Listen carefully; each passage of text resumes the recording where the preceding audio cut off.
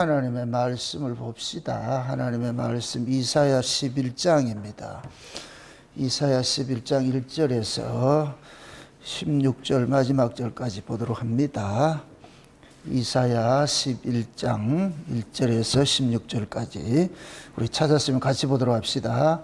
이새 줄기에서 한 싹이 나며 그 뿌리에서 한 가지가 나서 결실할 것이요 여호와의 신 곧 지혜의 총명의 신이요 모략과 재능의 신이요 지식과 여호와를 경외하는 신이 그 위에 강림하시리니 그가 여호와를 경외함으로 즐거움을 삼을 것이며 그 눈에 보이는 대로 심판치 아니하며 귀에 들리는 대로 판단치 아니하며 공의로 빈표한 자를 심판할 정직으로 세상의 겸손한 자를 판단할 것이며 그 입의 막대기로 세상을 치며 입술의 기운으로 악인을 죽일 것이며 공의로 그 허리띠를 삼으며 성실로 몸의 띠를 삼으리라.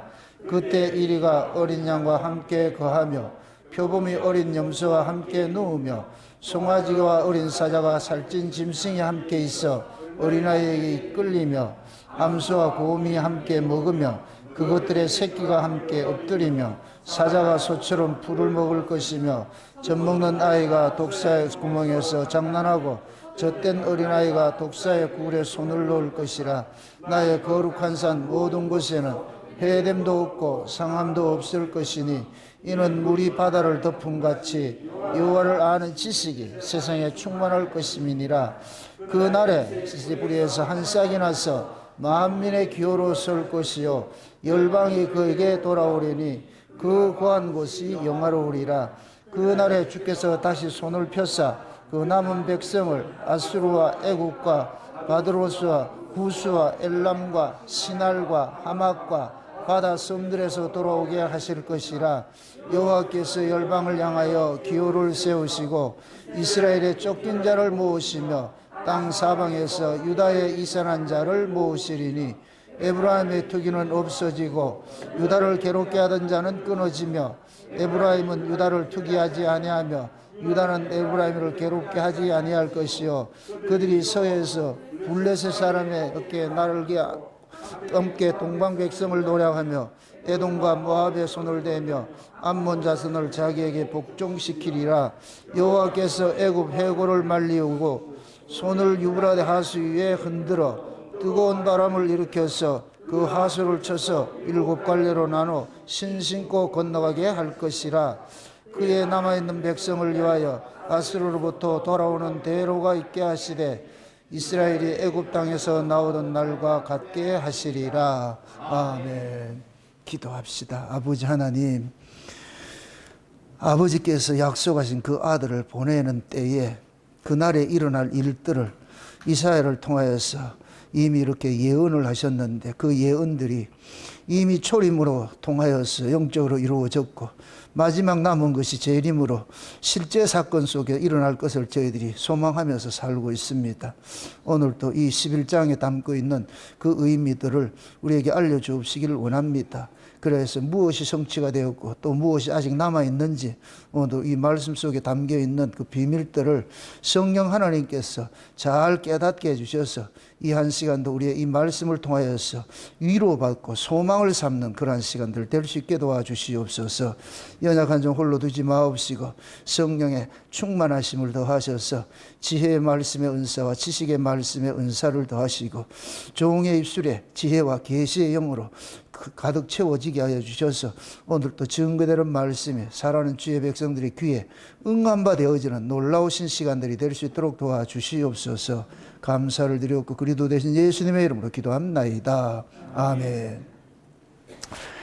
하나님께서 일을 하시는 건 보면은 먼저 우리 인간들의 실존을 알려주는 일을 먼저 하십니다. 너희가 어떤 자들인지, 얼마나 악한 자들인지, 얼마나 너희들이 저주를 받아야 될 자들인지 그런 걸 먼저 고발을 합니다. 그것이 그래서 이사야 시작을 하면서 아주 머리부터 발끝까지 성한 데가 없고 터진 것밖에 없고 그러고 아주 짐승만도 못한 인간들이다.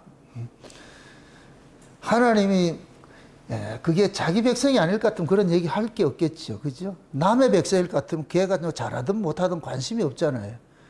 내 새끼니까 그렇게 소리 치는 거예요. 그럼 그래 소리 치는 것 그 이면에는 뭐가 있느냐? 하나님의 애끓는 뭐가 있냐? 사랑이 담겨져 있죠. 하나님께서 자기 백성들에게 남기고 싶은 것은 은혜와 사랑이에요. 은혜와 사랑을 알려면은 먼저 우리의 죄과들이 먼저 고발이 돼야 돼요. 죄가 고발되어지고 우리가 이렇게 나쁜 인간이구나 이런 것들을 알게 돼야 돼요. 내가 나쁜 인간이라는 것을 많이 알면 알수록 여러분들의 은혜는 점점 깊어지고 넓어지고 높아지고 많아지게 돼 있어요. 대부분의 사람들이 자기가 죄인인 줄 몰라서 은혜를 모르고 있다니까. 다 자기는 괜찮은 줄 알고 있거든요.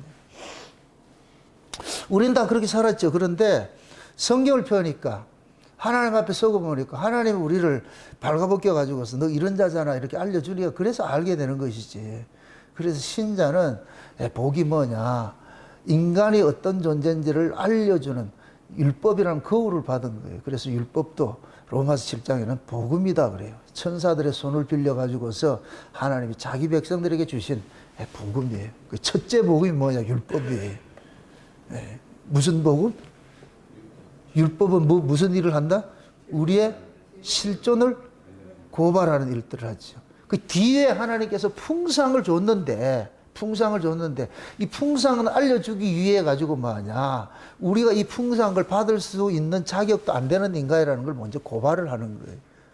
장차 하나님 우리 천국을 유업으로 주잖아요. 그 유업을 주는데 천국에서 가면은 우리가 창세 언약의 그 결과가 뭐냐, 그 은혜의 영광을 세세토록 찬미하는 것인데, 그 은혜의 영광을 세세토록 찬미하려면은 이거는 자발적이 나와야 돼. 자발적, 강요돼서 되는 것이 아니고, 그 은혜의 영광을 세세토록 찬미하려면 내가 마땅히 저주받아 멸망바다에 마땅한 자구나, 내가 천국을 이렇게 유업으로 받는다는 것은 말도 안 되는 것이야, 이런 게 전제가 깔려야 돼요. 그게 깔리지 않을 것 같으면은 하나님 나라 가가지고 천국에 가가지고 그 은혜의 영광을 세세토록 찬송 못해요. 다 지 잘난 거 자랑하지요. 그래서 하나님은 역사 속에서 우리 악함들을 계속 까발리는 일들을 하는 거예요. 그게 복인 거예요, 복. 그게 하나님이 구약의 이스라엘 백성들에게 가장 큰 복이 뭐냐, 선지자들을 보내는 거예요. 늘 시절을 쫓아서 선지자들을 보내가지고서 이스라엘이 그 죄를 고발을 하고, 그래서 그 고발된 자리에 하나님께서 그들을 어떻게 간섭을 하고 있는지 그런 걸 가르치고 있거든요. 그래서 이 이사야 구조가 계속 그런 구조로 흘러가고 있는 거예요. 앞에서 잘못된 것을 적나라하게 고발을 하고 나면 그 뒤에 가가지고 또 기죽어 있을까 봐서 또 뭐 하느냐, 소망 섞인 이런 이야기들을 주잖아요. 그래서 11장의 이야기들은 뭐냐, 이새 줄기에서 한 싹이 나와가지고서 이스라엘을 회복할 것이다. 그분은 어떤 분이냐, 여호와를 경외함으로 즐거움을 삼는 분이다.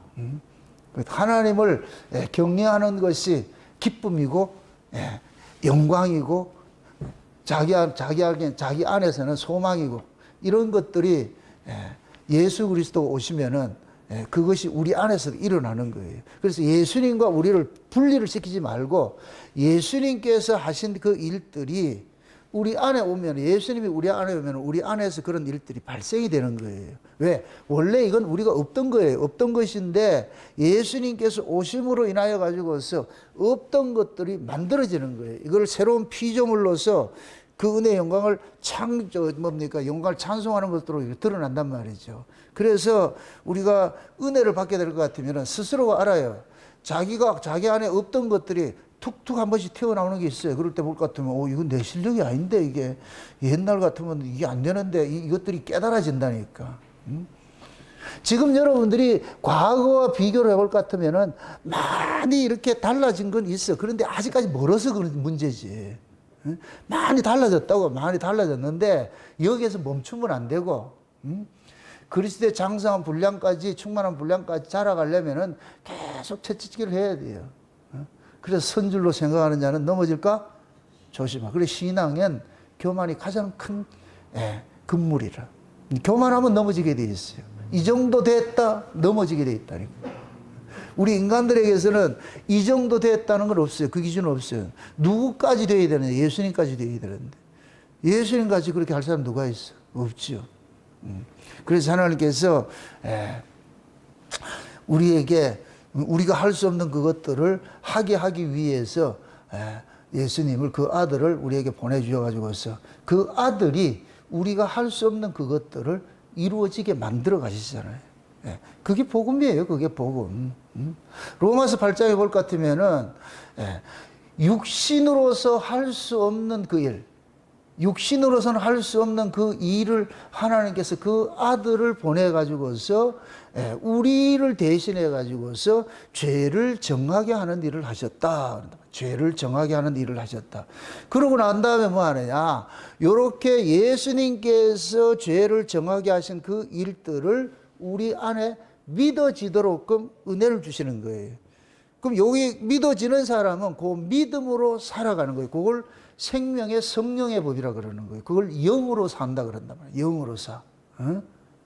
그 우리가 영으로 산다 이 얘기는 뭐 이상하게 뭐 이런 개념이 아니고, 우리를 대신해서 예수님께서 우리가 할 수 없는 것을 대신 담당해 주셨어. 그래서 예수님이 우리에는 대속자가 되는 거예요. 대속자. 신앙이 뭐냐? 예수님이 우리의 대속자를 믿음으로 사는 거예요. 그럼 예수님이 우리를 대신해서 이루신 그 대속의 이 사건들을 우리는 뭐냐? 성경을 통해 가지고 깨달아가는 거예요. 아, 우리가 이런 걸 못하는 거를 예수님께서 다 이루셨구나. 우리가 담당해야 될 그의 죄의 값을 하나님께서는 그 아들에게 대신 담당을 시키셨구나. 그럼 우리는 뭐냐? 예수 그리스도 안에서 우리가 뭐가 되느냐? 쉼을 누리게 되잖아요. 예수 그리스도 안에서 하나님의 요구를 다 이룬 자가 되는 거예요. 우리가 이룬 것이 아니고 예수님께서 이루어 주신 것을 우리가 그거를 믿음으로 이룬 것으로 사는 거예요. 그래서 제가 늘 얘기할 때 우리는 아들이 아니고 양자라 그랬어요. 양자. 그 양자는 반드시 양자 되게 한 원인이 있어요. 그걸 걷어내면 안 된다니까. 그럼 양자 되게 한 원인이 뭐다 그랬어요? 예수 그리스도죠. 그죠? 예수 그리스도의 대신 죽음 때문에 우리가 양자가 된 거예요. 그게 하나님은 그러는 거예요. 예수 한 분 죽이고 우리를 아들 삼아 놨어. 그럼 우리 보고 그러는 거예요. 너 왜 아들 된 줄 알아? 이거 묻는 거예요. 그럼 우리는 뭐 해야 되느냐? 그 아들 대속 때문에 우리가 아들 됐는데요. 그 하나님은 그거 잊지 마. 이렇게 될 것 같으면 우리는 평생 뭐 하느냐? 천국에 가서도 그 나를 대신해서 죽어주신 그 어린 양의 그 희생을 절대 잊을 수가 없지요. 그럼 그 어린 양에게 뭐가 하느냐? 찬송과 영광을 드리는 거예요. 그게 천국이라니까, 천국. 그걸 우리는 이 역사 속에서 교회를 통해서 배워가는 일들이죠. 배워가는 것. 그래서 교회 안에서 늘 뭐 하느냐? 우리의 연약함도 연약함을 통해서 예수님의 피 흘리심 때문에 내가 살고 있구나 하는 이 사실을 날마다 깨달아가. 그게 깨달음이 깊어질수록 여러분들의 신앙에 감사가 많아진다니까. 그게 비례가 되는 거예요. 깨닫는 거에 비례해서 우리의 신앙은 나타나게 돼 있어요. 그러니까 그런 식으로 깨달아지면은 그 깨달아지는 것만큼 강요된 신앙이 아니고 자발적으로 나타나게 돼요. 자발적으로. 그래서 예수님께서 오시면은 우리가 한 번도 경험하지 못한 그런 나라를 우리가 경험을 시켜주신다니까. 왜 그러냐? 예수님께서 이 땅에 오신 것은 죄 아래서 경험해보지 못한 그런 세계를 몰고 오잖아요. 죄와 상관없는 세계를 몰고 왔잖아요. 그래서 예수님이 오시는 것을 뭐라고 그래요? 천국이 왔다 그러죠. 그죠? 세례 요한이 그러잖아요. 보라, 천국이 가까이 왔다 그러잖아요. 그럼 그 천국이 누구야? 예수님이에요. 의인하면 예수님이라니까. 예수님이 하나님 나라를 몰고 왔는데 하나님 나라는 세상 나라와 완전히 다른 거예요. 세상 나라는 죄 아래에 있기 때문에 죄는 뭐냐? 힘의 법칙으로 살아가는 거예요. 힘의 법칙으로. 힘의 논리로 살아가는 이것을 그래서 짐승의 나라라고 한다. 짐승의. 약육강식. 그 약육강식의 그 원리로서 살아가는 것을 우리가 언약적으로 같으면 율법이라고 그래요. 율법. 그래서 율법 아래서는 율법을 지킨 자와 지키지 않은 자는 차별이 되게 돼 있어요. 율법을 지킨 자는 강한 자가 되는 것이고 율법을 지키지 못한 자는 약한 자가 되는 것이고. 그게 짐승의 체계예요. 짐승의 체계. 근데 예수님께서 몰고 오신 나라는 힘의 논리로 세워지는 것이 아니고 하나님의 은혜와 사랑의 논리로 세워지는 것이에요. 그러니까 그 나라가 임하면 그 아들이 오게 될 것 같으면 뭐냐? 어린 양하고 사자하고 같이 놀고 어린아이가 독사하더라고 같이 놀고 하는 이런 것들이에요. 이거는 세상에서는 경험할 수 없는 것들이에요. 예수님께서 몰고는 그 나라가 그래 되는 거예요. 이렇게 생각을 하세요. 하나님께서 하나님이 살아가는 위의 이 세계도 창조 세계예요. 하나님이 살아가는, 하나님 창조주잖아요. 창조주. 창조를 하실 때에 천지를 창조했잖아요. 천지를 창조했다는 얘기는 하늘과 땅을 창조한 거예요. 이걸 하늘나라와 땅의 나라를 창조한 거예요. 우리가 사는 것이 땅의 나라잖아요. 하나님 나라가 있다니까. 그것도 창조를 하신 것이라니까. 그 세계는 곧 뭐냐. 신들이 살아가는 세계, 신들이 살아. 그래서 신의 속성을 가진 자들이 살아가는 것인데 그것이 그 세계 하늘나라에 살도록끔 창조된 그 피조물이 누구냐? 천사들인 거예요. 천사들.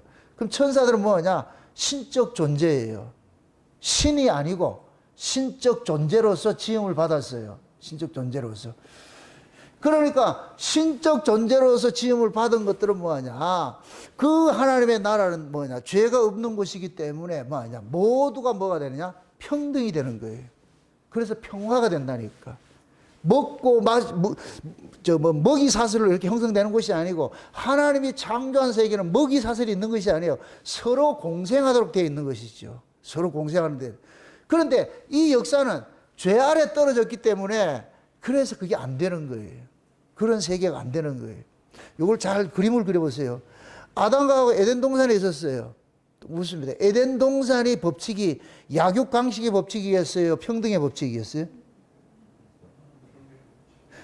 에덴 동산은 평등의 법칙이에요. 천국을 상징하기 때문에 거기는 죄가 없는 곳이기 때문에 평화가 되는 거예요.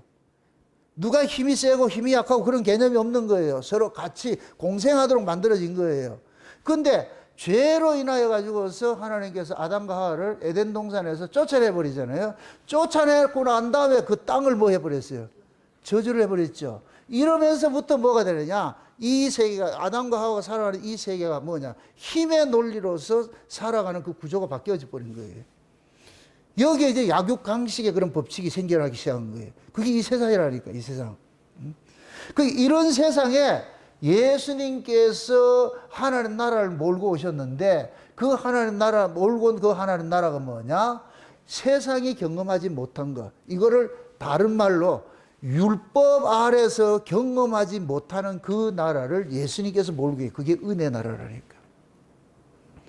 그래서 예수님이 몰고 온 그 나라는 죄인과 세리와 하나 되고 잘난 자 못난 자 없이 하나 돼서 살아가는 나라가 그것이 예수님이 몰고 온 나라예요. 그걸 이사야서 11장에서는 어린 양이 사자와 같이 놀고 어린아이가 독사구리가 같이 놀고 하는 이런 것으로 나타나는 거예요. 이건 지금 영적인 것이잖아요. 영적인 거. 그래서 오늘은 이제 10절부터 이게 살펴보는데 10절에 그날에 이새 뿌리에서 한 싹이 나서 뭐를 한다? 이게 중요해요. 예수님께서 오심으로 인하여 가지고서 하나님께서 하나의 깃발을 하나 세워놨어. 깃발을 왜 세우느냐? 모으는 거예요. 모으는 거. 여러분들이 이제 뭡니까? 이스라엘 백성들이 광야에서 행진을 할 때 볼 것 같으면은 각 지파별로 뭐가 있느냐? 깃발이 있는 거, 깃발이 있어요. 그 깃발을 중심으로 해서 그 깃발에 소속된 사람들이 모이는 거예요. 모이는 거. 그래서 성막을 중심으로 해서 동서남북 해가지고서 깃발 4개가 딱 이렇게 있는데 그 깃발을 중심으로 해가지고서 행진을 할 때 모이는 거예요. 모이는 거. 근데 지금 여기 볼 것 같으면은 그날에 이새 뿌리에서 한 싹이 난다 그래요. 이새 뿌리에서 난 싹은 누구라 그랬어요? 11장 1절에서 이새 줄기에서 한 싹이 나서 그 뿌리에서 한 가지가 나서 결실할 것이요. 그렇죠? 그 결실하는 그 사람이 여호와의 신, 지혜와 총명의 신이요, 모략과 재능의 신이요, 지식과 여호와를 경외하는 신이 그의 강림하시니. 이건 예수님을 얘기하는 거예요. 그게 예수님이 오시면은 이 예수님이 뭐가 되느냐? 기호가 되는 거예요. 깃발이 되는 거예요. 하나님이 예수님을 깃발로 세워놓은 거예요. 그걸 만민의 기호라 그러는 거예요. 만민의 기호. 누구의 기호? 만민은 어디예요? 이스라엘에 국한돼서요. 이스라엘 지경을 넘어서 있는 거예요.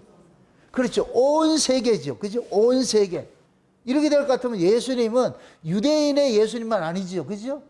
예수님이 오신 것은 유대인의 예수만 아니고 온 세계 예수님이란 말이죠. 그럼 온 세계 예수님 같으면 온 세계 하나님 백성이 있다는 얘기 없다는 얘기예요? 하나님 백성이 있다는 얘기죠. 그죠? 그럼 온 세계에 흩어져 있는 그 하나님의 백성들을 예수님을 통해서 모으는 일들을 하는 거예요. 모으는 일들을. 그러면은 온 세계에 흩어져 있는 하나님의 백성들은 예수라는 깃발을 보면은 안다 모른다? 알아먹겠지요. 그 예수라는 깃발을 보면은 우리가 저기 소속인데. 그러면 뭐 하느냐? 태평양을 건너 대서양을 건너 인도양을 건너서 뭐 하냐? 그 깃발 있는 곳으로 찾아가는 거예요. 찾아가는 거. 그래서 오늘 본문에 볼 것 같으면은 사방에 있는 하나님의 백성들을 모으는데 그들을 남은 자들이라고 그러나 남은 자들. 예? 남은 자들이라는 것은 성경은 중심 주제가 뭐냐? 남은 자 사상이에요. 남은 자. 그 남은 자는 뭐 하느냐? 하나님께서 은혜로 남겨두신 자예요. 하나님께서 은혜로 구원하기로 작정된 자들이요. 이들을 창세전에 어린 양의 생명책에 농명됐다 그래요. 그럼 창세전에 어린 양의 생명책에 농명한 목적은 뭐예요? 뭘 주시기 위하여? 영생 주시기로. 아멘? 예수를 믿는데 어떻게 사도행전은 뭐라 해요? 영생 주시기로 작정된 자들은 다 예수를 믿더라 그랬죠. 그게 이 유대인에 국한돼서요. 이방인의 지경이 넓어져 얘기예요. 넓어진 얘기죠. 사도 바울이 복음을 전하는데 유대인들이 사도 바울을 받아들이지 않으니까 사도 바울이 부득불 나는 이방인에게 가노라 하고 가가지고서 복음을 전하는데 그 사도 바울이 전하는 그 복음을 받아들이는 사람들이 일어나더란 말이죠. 그러한 사람들을 사도 바울은 뭐라 그러냐? 영생 주시기로 작정된 자들이구나, 이들이. 그게 영생 주시기로 작정된 자들이니까 다 예수를 뭐 하더라? 믿더라, 그러는 거예요. 그러니까 사도 바울은 쉬운 얘기로 가서 예수 깃발 하나 꼽아놨는데 영생 주시기로 작정된 자들이 그리로 확 모이는 거예요. 예수 이야기를 했더니까 영생 주시기로 작정된 자들이 모아지는 거예요. 지금 그 얘기를 하고 있는 거예요. 그래서 예수님을 이끌어가지고서 어떤 한 민족의 기호라 하지 않고 만민의 기호라 그러죠. 만민의 기호. 다시 보세요. 다시 보세요. 그 다음 보세요. 11절 10절. 그날에 이새 뿌리에서 한 싹이 나면 만민의 기호로 설 것이요. 그 다음에 무엇이? 열방이 뭐예요? 온 세계죠. 그죠? 온 세계죠. 온 세계. 열방이 그에게 돌아온다 그러잖아요. 열방이. 이거는 뭐냐? 온 세계에 창세전에 어린 양의 생명책에 농명된 자들을 이야기하는 거예요. 이들을 일컬어서 성경에서 뭐라고 그러냐? 남은 자들이라고 그래요. 남은 자들. 지금 우리가 남은 자들이에요. 다른 얘기로 하나님께서 예수 그리스도 안에서 우리가 구원받기로 하나님께서 이렇게 별도로 분리시켜 놓은 자들이에요. 분리시켜 놓은 자. 예를 들어가지고 쉬운 얘기로 엄마가 이렇게 음식을 하고 이렇게 하는데 그래서 엄마가 항상 한 그릇은 별도로 이렇게 떠가지고 이렇게 놔두는 거예요. 이렇게 별도로 놔뒀어. 이거는 애들 먹으면 안 돼. 이건 누구 밥이다? 아빠 밥이란 말. 아빠 밥. 지금이야 그런 게 없지. 지금이야 뭐 남자들 알기로 우습게 알아대버렸는데 남편의 권위가 땅바닥에 떨어져 가지고 식은 밥 줘가지고 식은 밥이라도 얻어 먹으면 다행이지. 그 나훈아의 그 남자의 인생이란 그 뮤비를 볼 것 같으면은 하루 종일 가가지고 지쳐가지고 있는데 집에 들어갔는데 딸도 그렇고 마누라도 그렇고 못 본 척 가가지고 컵라면 지가 하나 끓여 먹고 있어. 개만도 못하는 인생으로 다 표현을 하고 있어.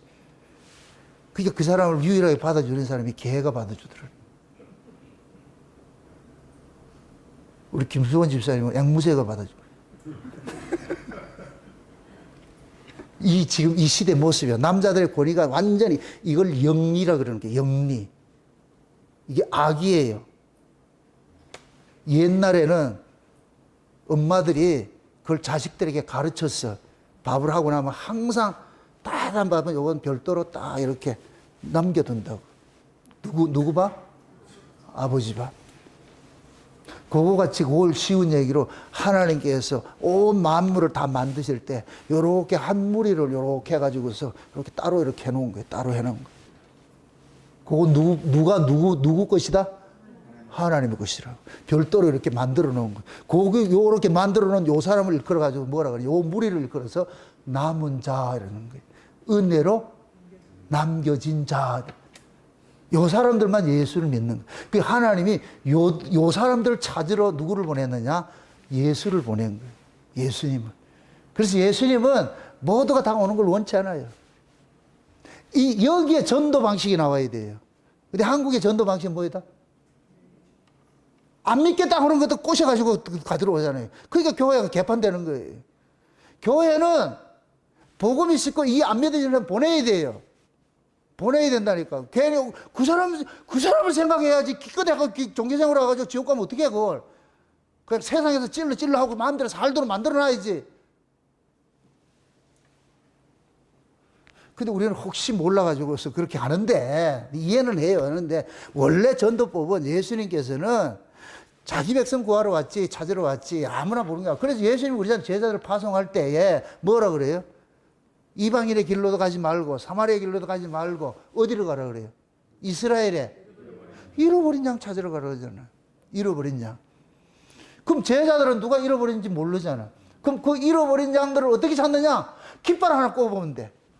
무슨 깃발이에요? 그렇죠. 예수 깃발. 그게 천국 복음이야, 천국 복음. 예수 깃발 하나 꼽으니까, 저거 언제 들었던 이야기인데. 와, 이게 비밀이라. 요한복음 6장에 볼 것 같으면 예수님께서 그러잖아요. 아버지께서 배운 자들은 다 내게 온다 그러잖아요. 우리가 언제 배웠는데?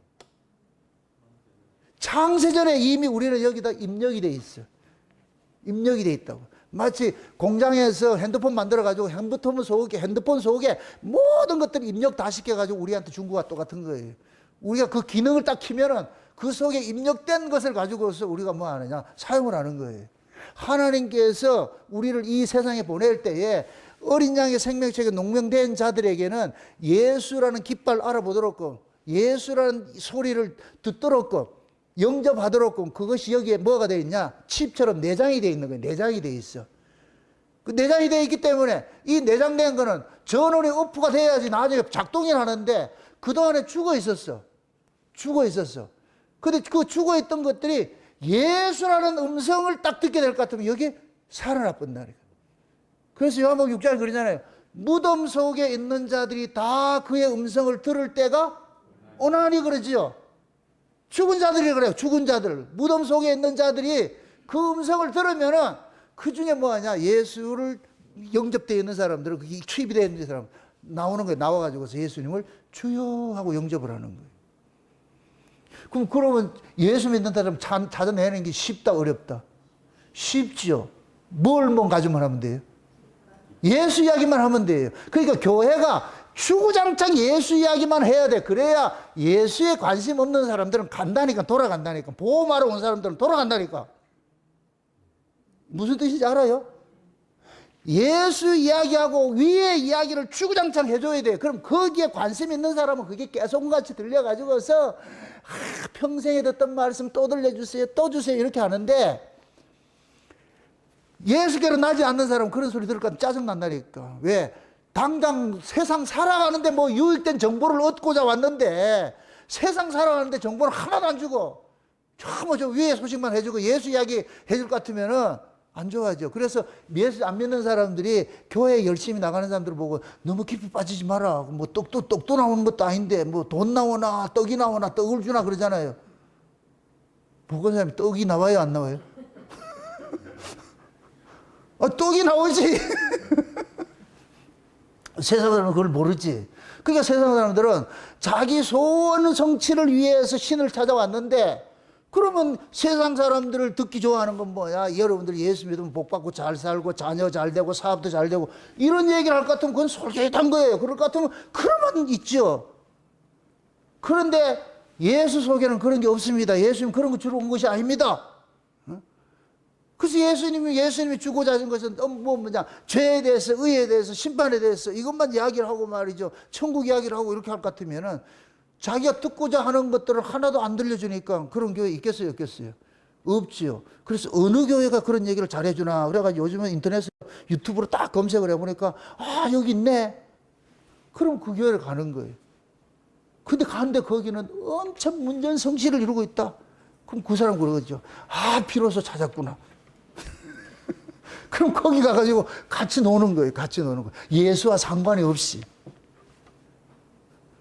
지금 이 시대 한국교회 모습이 그렇다니까. 한국교회 모습이. 그러니까 한국교회는 뭐하냐? 전부 다 어떤 관계, 전도도 무슨 별 희한한 전도가 다 있잖아요. 뭐 관계 전도, 이사 전도, 호떡 전도, 고구마 전도, 무슨 전도가 그래 많은지 몰라. 참고로 예전에 중국에 제가 이렇게 그 신학교에 그 강의를 가가지고 집회를 갔는데, 그때 이제 목사님 몇 분하고 같이 갔는데, 거기 있는 목사님이 내하고 룸메이트가 돼가지고 호텔에서 주무시는데, 그분이 뭐냐, 한국교회 호떡 전도를 창시한 분이에요. 호떡 전도를 창시한 분이라고. 그래서 우리가 부를 때, 그분 부를 때 호떡 목사님이라고, 호떡 목사님. 그분이 그러는 거예요. 제 이 창세 이야기를 듣고 나가지고 깜짝 놀라가지고. 와, 목사님, 이런 걸 같으면은, 이거 한번 그냥 목사님 이렇게 하지 말고, 한국에 들어가가지고 크게 한번 하세요. 이러더라고요. 그거 어떻게 해야 되는데요? 그러니까 딱 그분이 알려주는 거예요. 먼저 조영기 목사를 찾아가세요. 아, 왜요? 그분이 한국교회 최고 어른이니까. 그리고 기독교 신분도 가지고 있고, 다 그렇게 있으니까 가가지고서 딱 형님 하고 고문을 모시겠습니다. 그렇게 해가지고 이야기를 할 것 같으면 100주년 기념관 홀 딱 얻어가지고서 국민일보 신문 광고 딱 때려가지고서 그렇게 할 것 같으면 목사님 금방 떠버리면, 내가 그 소리를 안 들어서 지금까지 고생하고 있는 거예요. 그때 알려줬는데. 그래서 내 목사님하고 그랬어요. 목사님, 이거 아무나 듣는 게 아닙니다. 이거 사람 모으려고 하는 게 아닙니다. 이거. 우리는 착각을 하는 게 뭐하냐면은, 사람 많이 모으면 그게 마치 복음이라 생각하는데 안 돼요. 사람 많이 모으는 건 사람들이 관심 있는 이야기를 해줄 때 모아지는 것이지, 그 천국 이야기 관심이 있다 없다? 없어요. 따라합시다. 천국은 가난할 때 보이고, 배부르면은 전국이 날아간다. 없어. 천국 없어. 그래서 옛날 60년대 70년대 천막교회 했을 때 그때 천국이 있었다니까. 그때는 천국이 보였어. 먼 하늘 구름만, 조그만 구름만 봐도 우리 주님 행렬하고 오실까봐 그런 찬송했어. 등 따시고 배부르니까 천국 올까봐 겁내잖아. 천국 못 오게 빠르게 전화했다니까. 오지 마! 이래, 오지 마. 왜? 여기가 천국인데. 돈이면 뭐든 다 하는데. 지금 목사들 다 여기서 왕노릇 하고 있는데 그 천국 그 바라겠어요? 교인들도 마찬가지고. 등 따시고 배부르고 했는데. 그래서 기독교의 가장 큰 저주가 뭐냐? 등 따시고 배부른 거예요. 그게 저주라니까, 저주. 지금 이사야 시대가 어떤 시대라 그랬어요? 가난한 때예요? 부유할 때래요? 부유할 때라니까. 부유하면 망하게 돼 있어. 좌우지간 부유하면 망하게 돼 있다니까. 왜? 인간은 부유가 들어오면 그때부터 몸뚱이가 뭐가 되느냐? 신이 되는 거예요. 자기 몸뚱이를 위해 살게 돼 있어요. 부유해지면 몸이. 그러니까 기독교의 타락은 언제 일어나느냐? 부흥이 되면 반드시 타락이 일어나는 거예요. 마지막 시대 이 교회가 라오디게아 교회인데, 라오디게아 교회의 모습이 뭐냐? 나는 부자라 부유해요? 부족한 것이 있다 없다? 없다 그러잖아. 아, 이거 얼마나 부자였을 것 같으면 부족한 게 없대. 아무 염려 없어요. 왜? 여기에서 뭐로 살고 있는데? 천국으로 살고 있는데. 그런 사람이 예수님 가가지고 우리 천국 갈래? 그럴 것 같으면 뭐라 그러겠어요? 무슨 그런 섭한 소리를 하고 있어요. 요 지금 천국으로 있는데 무슨 천국을 또 간단 말. 그러니까 항상 우리는 뭐냐면은 그런 것들을 깨는 게 복음이에요, 복음. 그 소리를 누가 좋아하겠어요? 그래도 하나님께로 난 사람은 그런 소리를 들어요. 아, 이 세상이 아니구나. 우리가 가야 될 천국은 따로 있구나. 이 땅에서 등 따시고 배부른 것이 그것이 복받은 것이 아니고, 그게 복의 개념이 다른 거구나. 이거 안다니까, 이걸 안다니까. 그래서 마지막 때 하나님께서 그 아들을 보내면은 그 아들이 와서 기호로 딱 서일 같으면 그 아들 중심으로 모이는 사람은 먹고 입고 마시는 가치관으로 모이는 사람이 아니고 성령 안에서 의와 평강과 희락이라. 누구 안에서? 성령 안에서 뭐다? 의와 평강과. 그게 지금 양하고 사자하고 같이 노는 거예요. 어린아이하고 독사하고 같이 노는 거예요. 그게 의와 평강과 희락이에요. 그러한 교회는 사람 간의 차별이 있다 없다? 없지요. 사람 간의 차별이 왜? 천국 자체가 사람 간의 차별을 두는 것이 아니니까.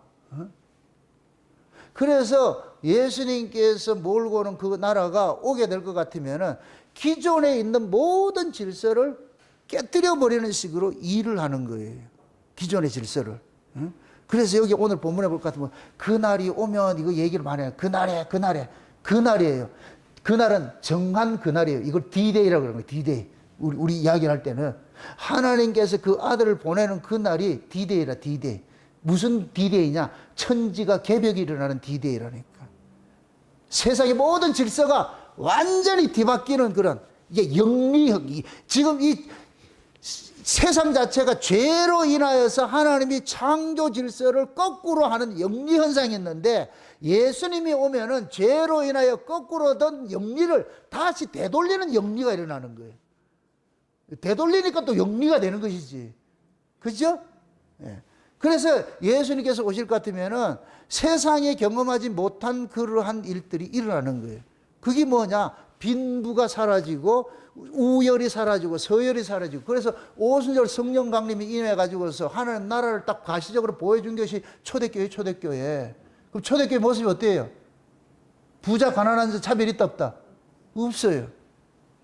유대인이나 헬라인이나 이방인이나 차별이 있다 없다? 종이나 자유자나 차별이 있다 없다? 없어요. 그건 뭐냐? 가치관이 완전히 다른 세계가 왔기 때문에, 몰고 왔기 때문에.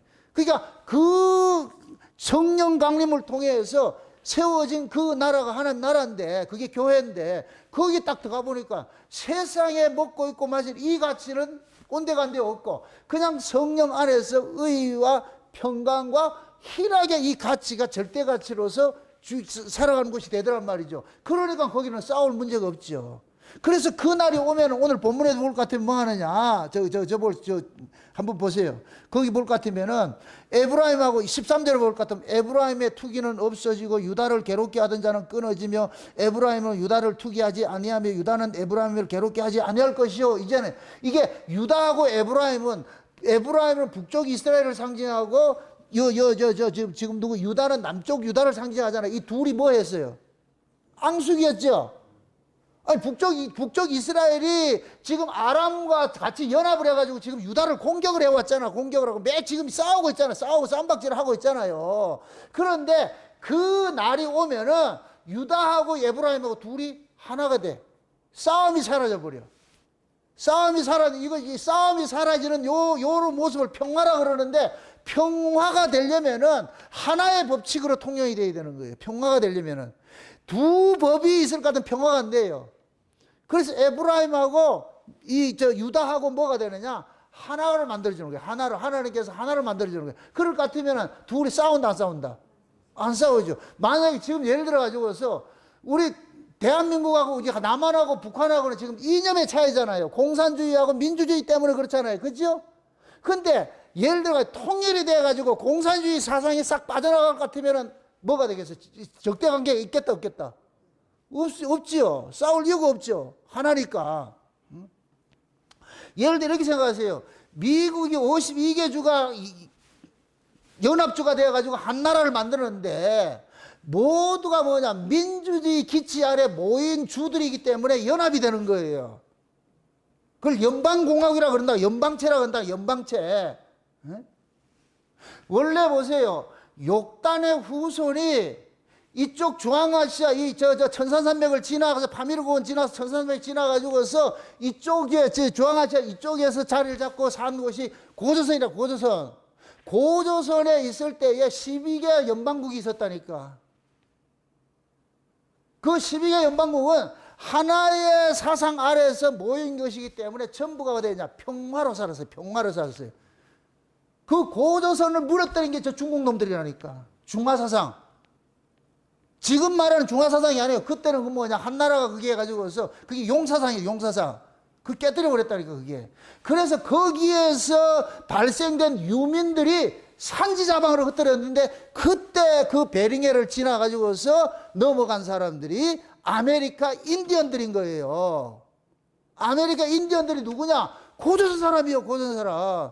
저 페루로 내려가고 칠레 저쪽으로 내려가서 잉카 문명을 꽃피우고 마야 문명을 꽃피운 사람들이 다 고조선 사람이라, 고조선 사람. 욕단의 후손이라니까, 욕단의 후손. 이 욕단의 후손이, 저는 그래요. 마지막 때가 되면 하나님께 한다는, 뭐는 또 일들이 일어난다니까. 뭘 기치로? 만민의 기호를 딱 세우고 같으면은 예수를 가지고서 모으는 일들이 나는 거예요. 어떻게 볼 것 같으면은 고조선의 그 뿌리를 가지고 있는 사람들 속에는 DNA 속에 뭐냐? 예수를 알아보는 그런 것들이 가지고 있다고 저는 생각하고 있어. 우리나라는 이게 뭐 기독교 들어온 지 불과 얼마 안 되지만은, 그런데 이렇게 기독교가 부흥 성장할 수 있는 것은 뭐냐? 우리나라 민족들 속에 그 예수라는 DNA가 있기 때문에 알아보는 거예요. 물론 가짜들도 있겠지만은. 그러니까 둘이 만나게 될 것 같으면 뭐가 되느냐? 이제 복음이 이제 예수님이 올 것 같으면 이제 뭐가 되느냐? 남쪽 유다와 북쪽 이스라엘을 이 자체가 없어져 버리는 거예요. 이걸 남쪽 유다와 북쪽 이스라엘을 상징으로 나타나는 것이 유대인과 이방인이에요. 북쪽 이스라엘은 이방인과 같은 것이고 남쪽 유다는 유대인과 같은 것이고, 이 둘이 뭐가 되냐? 하나가 되는 거예요. 에스겔서 37장을 한번 보세요. 에스겔 37장을 한번 보세요. 15절부터 한번 보세요. 37장 15절부터 한번 보세요. 같이 봅시다. 다 같이. 에스겔 37장 15절. 여호와의 말씀이 또 내게 임하여 가라사대, 인자야, 너는 막대기 하나를 치어야 그 위에 유다와 그 짝 이스라엘 자손이라 쓰고, 또 다른 막대기 하나를 취하여 그 위에 에브라임이 막대기 곧 요셉과 그 짝 이스라엘 온 족속이라 쓰고, 그 막대기들을 서로 연합하여 하나가 되게 하라. 내 손에서 둘이 하나가 되리라. 내 민족이 내게 말하여 이르기를 이것이 무슨 뜻인지 우리에게 고하지 아니하겠느냐 하거든, 너는 곧 이르기를 주 여호와의 말씀에 내가 에브라임의 손에 있는 바 요셉과 그 짝 이스라엘 지파들의 막대기를 취하여 유다의 막대기에 붙여서 한 막대기가 되게 한즉 내 손에서 하나가 되리라 하셨다 하고, 너는 곧 그 글 쓴 막대기들을 무리의 목전에서 손을 잡고 그들에게 이르기를 주 여호와의 말씀에 내가 이스라엘 자손을 그 간바 열국에서 취하여 그 사면에서 모아서 그 고토로 돌아가게 하고, 그 땅 이스라엘 모든 산에서 그들로 한 나라를 이루어서 한 임금이 모두 다스리게 하리니, 그들이 다시는 두 민족이 되지 아니하며 두 나라로 나누이지 아니할지라. 그들이 그 우상들과 가증한 물건과 그 모든 죄악으로 스스로 더럽히지 아니하리라. 내가 그들을 그 범죄한 모든 처소에서 구원하여 정결케 한즉 그들은 내 백성이 되고 나는 그들의 하나님이 되리라. 내 종 다윗이 그들의 왕이 되리니 그들에게 다 한 목자가 있을 것이라. 그들이 내 규례를 준행하고 내 율례를 지켜 행하며 내가 내 종 야곱에게 준 땅 곧 그 열조가 거하던 땅에 그들이 거하되 그들과 자자손손이 영원히 거기 거할 것이요 내 종 다윗이 영원히 그 왕이 되리라. 내가 그들과 화평의 언약을 세워서 영원한 언약이 되게 하고 또 그들을 견고하고 번성케 하여 내 성산을 그 성소를 그 가운데 세워서 영원히 이루게 하리니, 내 처소가 그들의 가운데 있을 것이며 나는 그들의 하나님이 되고 그들은 내 백성이 되리라. 내 성소가 영원토록 그들의 가운데 있으리니 열국이 나를 이스라엘을 거룩케 하는 여호와인 줄 알리라 하셨다 하라. 아멘. 자 보세요. 지금 이 내용은 우리가 에스겔 37장의 이 내용은 알다시피 마른 뼈 골짜기 이야기예요.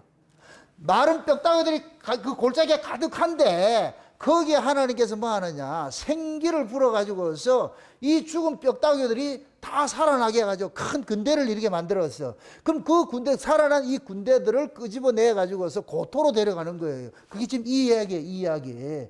그래서 이건 곧 뭐냐, 바벨론 포로에서 해방되어지고 나오면은 바벨론 포로로 간 자들을 뭐로 상징하느냐, 해골이라고 생각하는 거예요. 해골.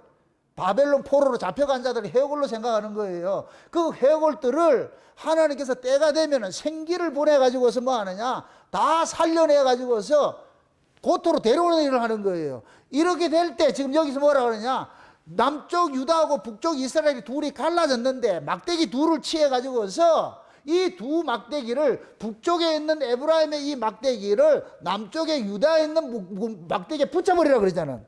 붙여가지고 이렇게 돼가지고 이제는 다시는 갈라지지 말고 이제는 이 막대기 하나가 한 나라를 이루어서 그 한 나라가 이루어지면은 그 나라를 다스리는 왕이 누구냐? 다윗을 왕으로 세운다, 이런 거예요. 다윗을 왕으로 세운다면. 그 오늘 우리가 이사야에서 이야기하는 게 누구 왕이에요? 누구 뿌리에서 나는 싹이에요? 이새 뿌리에서 나온 그 싹이 누구 이야기예요? 다윗이죠. 근데 그 다윗은 누구를 상징하고 있어요? 예수님 상징하고 있죠. 그러니까 에스겔 37장의 이야기가 다윗을 왕을 삼는다, 이 얘기는 예수님이 왕이 된다는 얘기예요. 그래서 요 이야기를 37장 그 앞에 한번 보시라고. 앞에 한번 보세요. 잘 보세요. 12절 보세요. 12절 37장 에스겔 37장 12절 보세요. 12절부터 한번 보세요. 12절 같이 봅시다. 그러므로 너는 대언하여 그들에게 이르기를, 주 여호와의 말씀에 내 백성들아, 내가 너희 무덤을 열고 너희로 거기서 나오게 하여 이스라엘 땅으로 들어가게 하리라.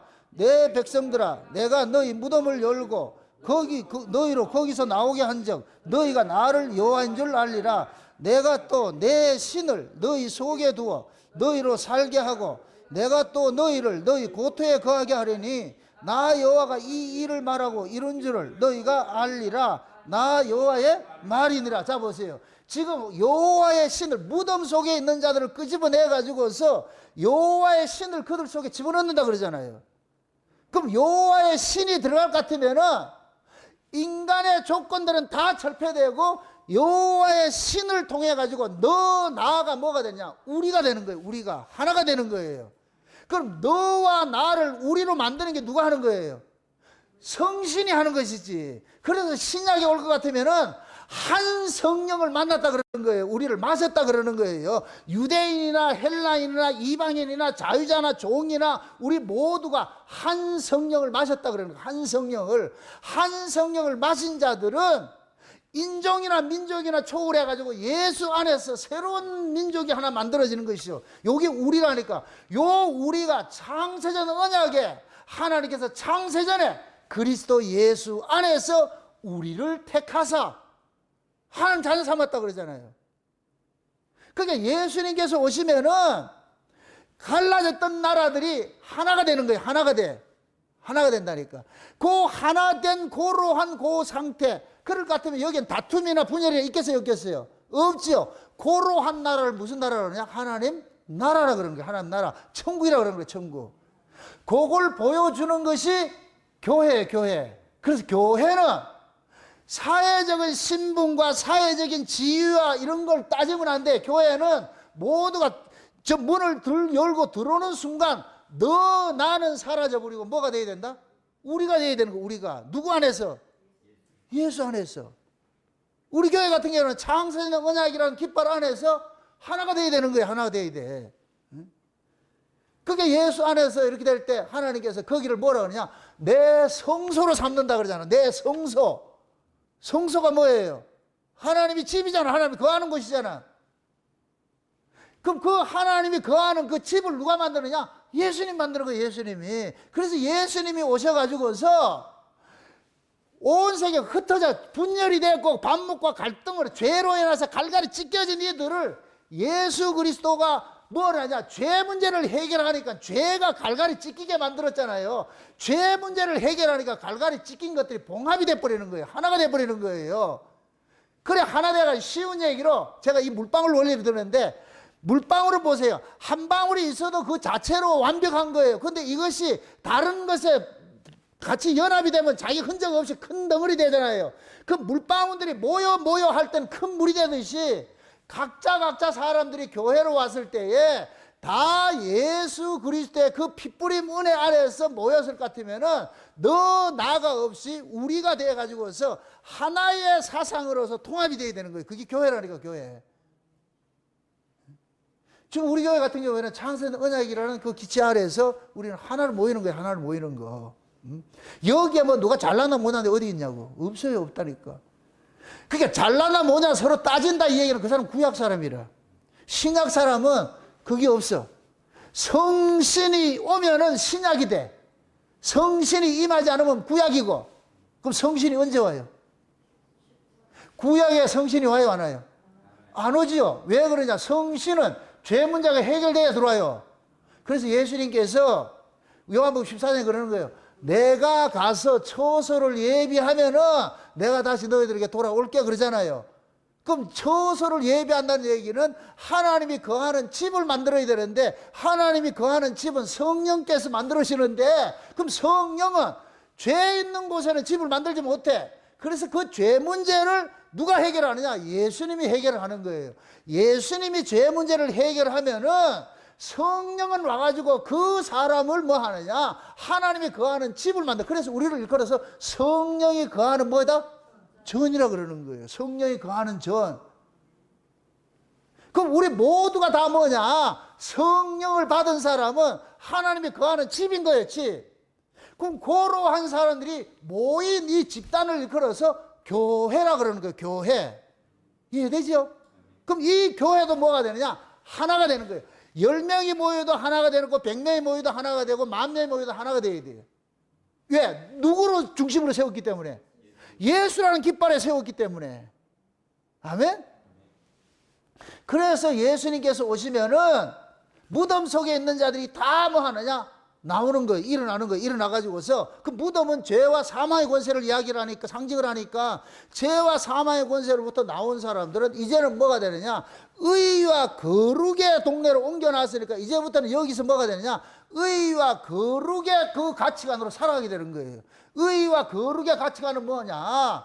예수 그리스도의 피 흘리심 안에서 우리가 전부 뭐냐? 용서받은 자로 살게 되는 거예요. 용서받은 자로. 그래서 교회 안에서는 누가 잘나고 못나고 따지면 안 돼요. 어떤 일을 많이 했느냐, 이거 적게 했느냐, 그거 가지고 따져도 안 되고, 만약에 교회에서 어떤 조건을 가지고 따진다 할까, 그 사람은 지금 구약 사람이 예수 못 만난 사람이라니까. 그 속에 성신이 없는 사람이라. 그러니까 뭐, 자꾸만 이 일을 가지고 따지는 거예요. 구별을 하고. 성령 받은 사람은 그런 걸 못 한다니까, 안 한다니까. 성령이 우리 안에서, 성령은 평화의 영이에요. 분열의 영이 아니고, 마귀는 분열의 영이고, 성령은 연합하는 하나의 영이고. 그래서 성령 많은 사람들은 분쟁을 싫어해. 싸움을 싫어한다고, 극도로 싫어한다고, 싸우는 걸 싫어한다니까, 성령 받은 사람은. 그래서 성령 받은 사람들은 그 입에서 좋은 말만 나오고 생명의 말만 나오고 이런 것도 나오는 거예요. 사람을 격려하고 위로 이런 말 나오는 거예요. 근데 그 속에 성령이 없는 사람은 입만 열면 뭐가 나오느냐? 죽이는 말이 나오는 거예요. 누굴 욕하고 비판하고 이런 게 나오는 것 같으면은 그 사람은 지금 여기가 지금 무관지역이라. 그럼 예수를 통해서 기호로 서서 사는 것 그렇게 못하지요. 그래서 성령이 임하게 될 것 같으면은 외적인 조건을 보지 않는 거예요. 그래서 여러분들이 은혜를 받을 것 같으면 어떤 사람들을 봤을 때 저 사람 외적 조건을 보냐. 저 사람 세상이 지위가 이런 거 안 본다니까.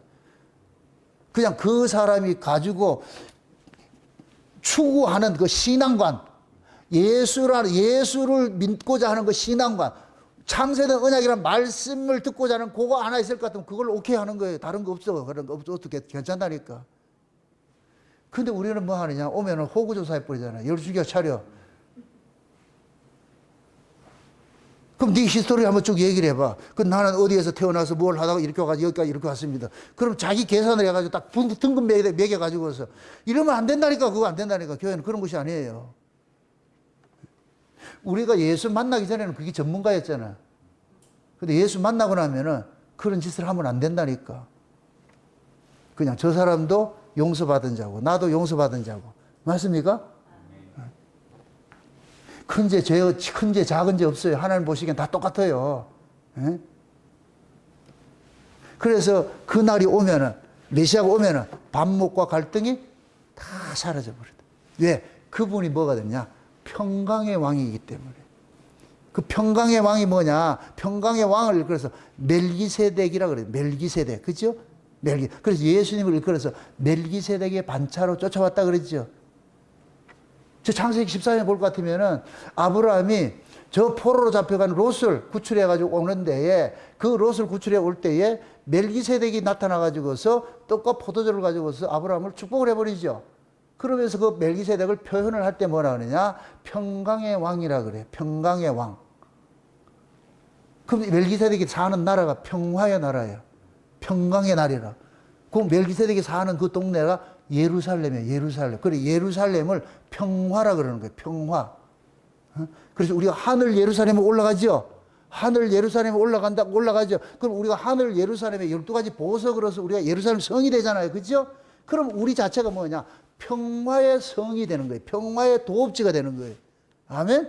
그럼 그 속에서는 뭐만 일어나겠어요? 평화, 기쁨, 감사, 생명. 그게 넘쳐나는 거예요. 그게 천국이라는 천국. 그럼 우리 교회도 마찬가지예요. 그런 교회를 만들어야 돼. 그런 교회를 세워가야 돼. 그러자면 뭐가 되느냐? 개개인들이 다 여기 교회를 들어오는 순간 다 내려놔야 돼. 우리 안에서 뭐가 되느냐? 연합이 돼. 벽돌과 벽돌이 서로서로 연결해가지고서 하나님이 거하실 처소로 이렇게 만들어져 가야 되는 거예요. 하나님이 제일 싫어하는 게 싸우는 거예요. 시어머니가 아들 집에 찾아갔는데 며느리하고 아들하고 둘이 후라이팬 던지고 냄비 던지고 막 그렇게 한다. 그러면 시어머니 그 집에 있다 나온다. 간다 소리 하고 나온다. 그냥 나온다. 우리 하나님이 그렇다니까. 싸움박질 하잖아요. 예수님 우리 하나님 조용히 나간다니까. 그럼 우리들끼리 싸움 나가기 난리 나는 거예요. 그게 라우디게 교회 모습이 다들 부자야. 부자들을 싸울까요? 평화할까요? 싸우죠. 그래서 예수님이 나가는 거예요. 예수님 문 밖에 있는 거예요. 그 집 안에 들어가면 못 들어가 있어. 맨날 프라이팬 떨어지고 맞으면 어떡하려고. 응? 그 잠사대전 일어나가지고 그렇게 하는데 그 예수님이 어떻게 있겠어. 그러니까 예수님께서 종용이 나와가지고서 이렇게 지금 눈치 보고 있다니까. 톡톡톡 뚫으면서 언제 그치는데 아직도 분이 안 풀렸나. 근데 그 종전이 언제 일어나느냐? 예수를 만나 일어나는데 둘 다 예수를 못 만나니까 둘 중에 하나라도 예수를 만날 것 같으면 그냥 아유 내 졌다 하고 마는데 둘 중에 둘 다 예수를 못 만날 것 같으면 누구 입이 더 크냐 해가지고 입 벌리게 하다가 지금도 입이 다물어지지 않아가지고 싸우고 있다는 게 지금. 그래서 예수님이 와야 해답이 돼. 해답이. 왜? 예수 안에 들어갈 것 같으면 할 이야기들이 다 잠재워지는 거예요. 아무것도 시잘데기 없는 거 가지고 싸우는 거예요. 여러분들 실제 친구들하고 뭐 이렇게 이야기하고 반목 갈등할 것 같으면 내용을 보면 아무것도 아니죠. 그죠? 기껏 하잖아. 저 새끼 내 교회 왔는데 나 못 본 척 했어. 아니, 그게 뭐 어떻다고 그거 가지고 싸움에 꽁 해가지고서 니 나 못 본 척 했지. 아니, 네가 한눈 팔 때 봤다니까. 나 이거 아니야. 우리 매 그런 거에 싸우잖아. 네 인사했냐 안 했냐. 네 허리 굽을 때 그 사람이 인사하는 거 내가 봤어. 근데 우리는 아니대. 그래. 자기 눈앞에 와서 안녕하세요 이렇게 해야지 인사한 거를.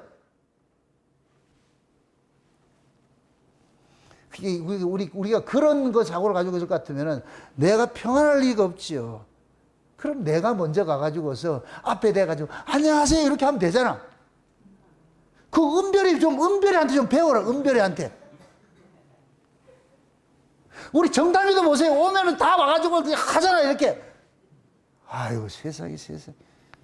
여러분들이 정담이나 은별이한테 다 고발자예요. 고발자. 여러분들 고발당해야 돼. 고발자. 그 어린 아이들을 하나님께서 우리 교회에다 고발자로 세워놨다니까.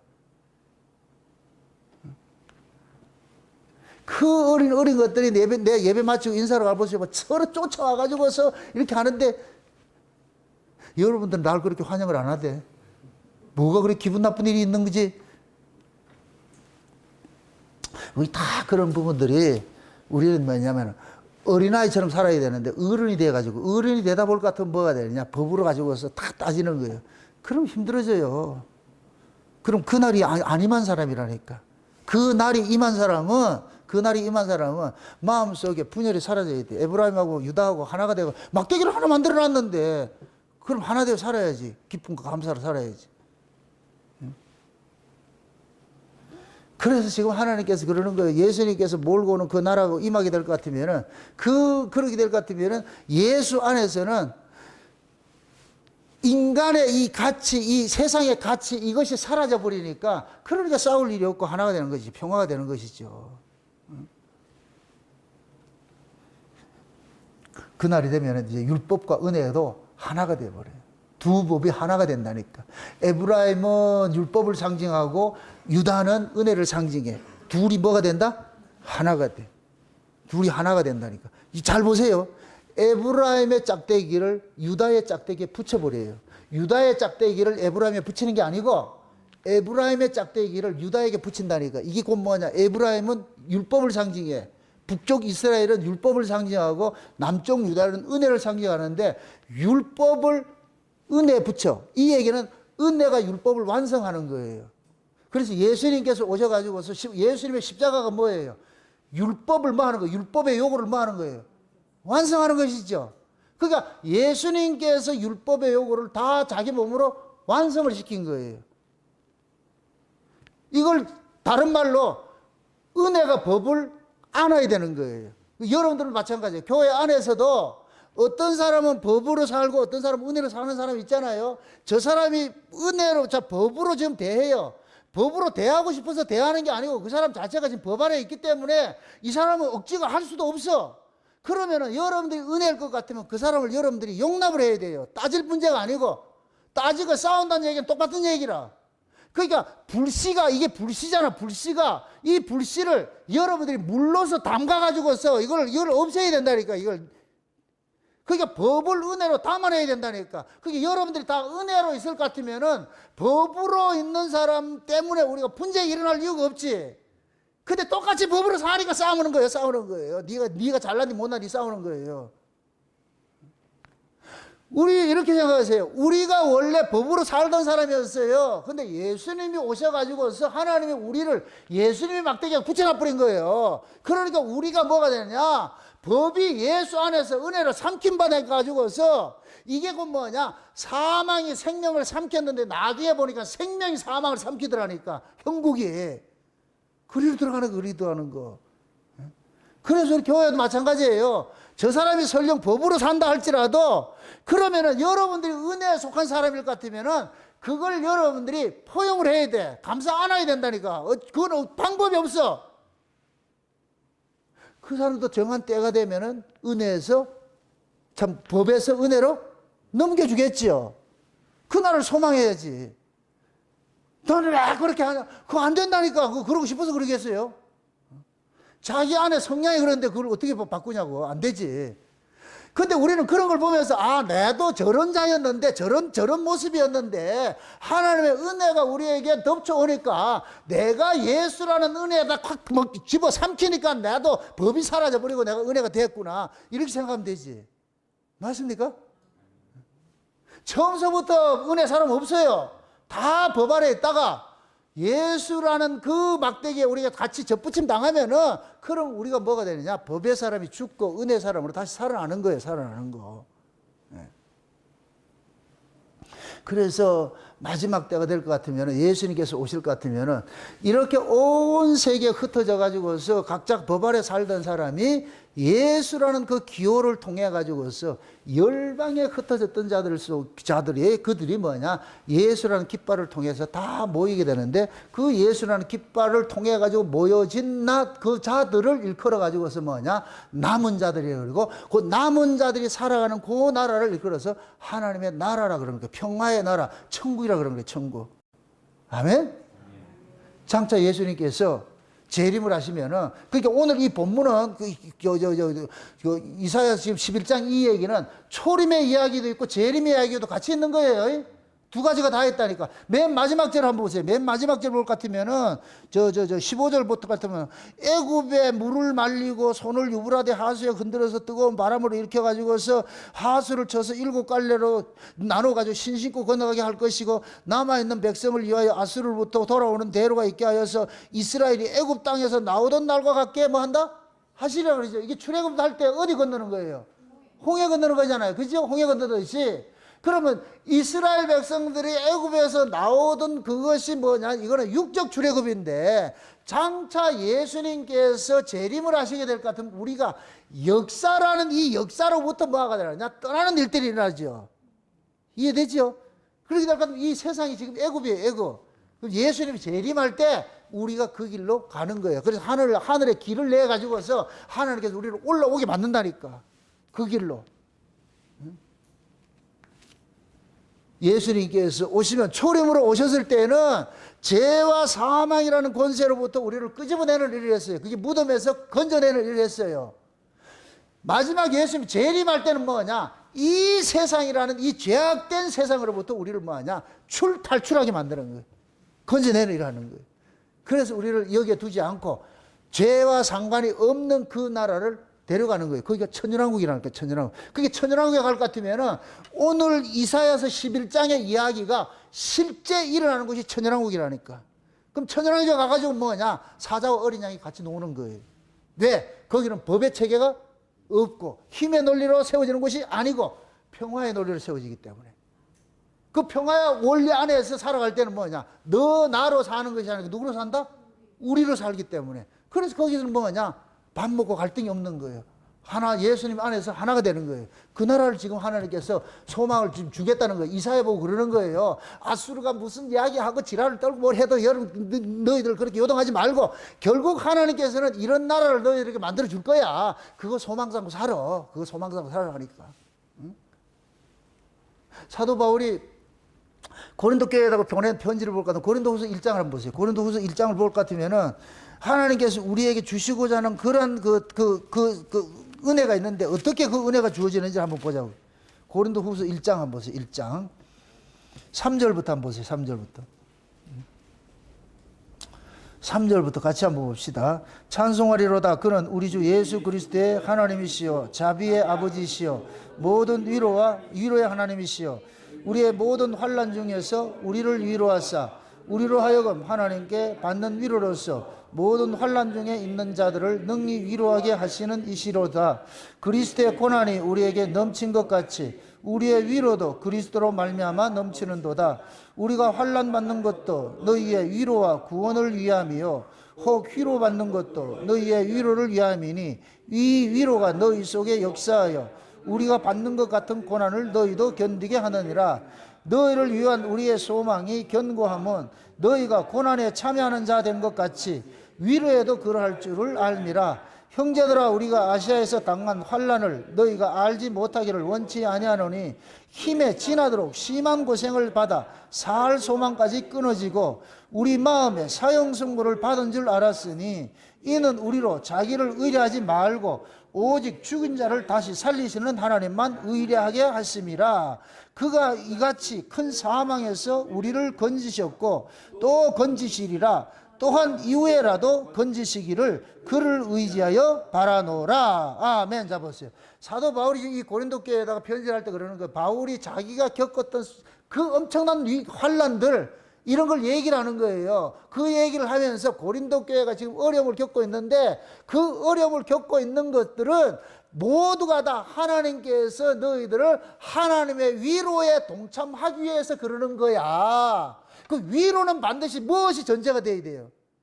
환난이 전제가 돼야 위로가 되는 것이잖아요. 위로를 해주려면 저 사람이 환난 받는 게 없는데 위로가 되냐고. 그러니까 하나님은 위로의 하나님인데 위로의 하나님이니까 우리를 뭐 하느냐? 위로의 하나님을 알게 하기 위해서 어디에 던져놓더라? 환난에 넣더라는 거예요. 그러니까 환난 속에 들어가 가지고서 뭐를 만나느냐? 위로의 하나님을 만나게 되는 거예요. 그걸 보는 거예요. 지금 이사야서도 마찬가지예요. 이사야에서 타락된 그런 모습 속에서 고난 속에 있던 자들에게 잠깐만 소망을 주는 거예요. 소망을. 그러니까 서로 뭐가 되느냐? 한쪽은 우리를 책망을 하고 우리를 고난 속에 집어넣는 이야기를 하는데 또 한편으로는 뭐 하느냐? 위로하는 말씀을 주신다니까. 계속 교차해서 그런 말씀을 주는 거예요. 그러니까 진짜 하나님의 본 마음은 우리를 고난 속에 두는 거예요. 위로 속에 두는 거예요. 위로 속에 두는 것이죠. 그게 지금 바울이 그러잖아요. 우리가 사형 선고를 받은 것 같았는데, 그런데 그것은 곧 뭐냐? 우리를 믿지 말고 하나님을 믿으라고 우리를 그 사형 당하는 그런 위기 속에도 집어넣더라. 그렇게 고백을 하고 있잖아요. 그러니까 그런 환경을 당하고 나니까 더욱더 하나님의 위로가 간절하게 기다려지는 것이고, 하나님은 또 그런 위로를 해주시라는 거예요. 그래서 고린도 교회 보고 그러는 거예요. 너희들이 어려움 겪고 있다고 하나님이 위로를 지금 준비해 놓고 있는 거야. 그러니까 그 고난만 보지 말고 고난 다음에 그 위로도 생각하고 그 현재 그 고난을 이겨내라 그러잖아요. 지금 우리도 마찬가지예요. 역사 속에 살면서 아무리 우리가 천국 이야기를 듣고 성경 이야기를 듣고 한다 할지라도 현실은 우리는 뭐 힘들게 하는 것들이 이 구조라니까. 그럼 이 힘들게 하는 그 구조 속에서 하나님께서 야, 여기 보지 말고 이 세상과 다른 세상이 있으니까 거기 소망 삼고 살아. 그렇게 위로를 해주시는 거예요. 그래서 여러분들 말씀을 들을 때에 그 말씀이 땅의 가치를 가지고서 들으려고 같으면 위로를 못 받아. 이 땅의 가치가 아닌 하늘의 가치, 영적 가치를 가지고 그 말씀을 들을 때 여러분들 이 세상에서 위로를 받는다니까. 하나님 그 위로를 해주시는 거예요. 부디 그 위로 속에서 하루하루 감사하며 살아가시기를 주의 이름으로 축원드립니다. 기도합시다. 아버지 하나님 감사합니다. 하나님의 크신 은혜가 오늘도 우리의 마음을 주장해 주셔서 그 날이 오면은 하나님께서 그 예수 그리스도를 통하여서 만민의 기호를 세우시고 그 만민의 기호로 세워진 그를 중심으로 해서 온 세계에 흩어져 있는 그 남은 자들을 다 불러 모은다고 하셨사오니 아버지 하나님 우리가 그 남은 자의 대열에 함께 하게 해 주심에 감사를 드립니다. 이제 남은 자로서 이 역사 세계에 속한 자가 아니고 하나님 나라에 속한 자로서 이 땅에 잠시 고난당한다 할지라도 그것 때문에 낙심하지 말게 하시고 소망을 위에 두고 살아갈 수 있는 저들 될 수 있도록 도와주시옵소서. 감사를 드리고 예수님의 이름으로 기도합나이다. 아멘.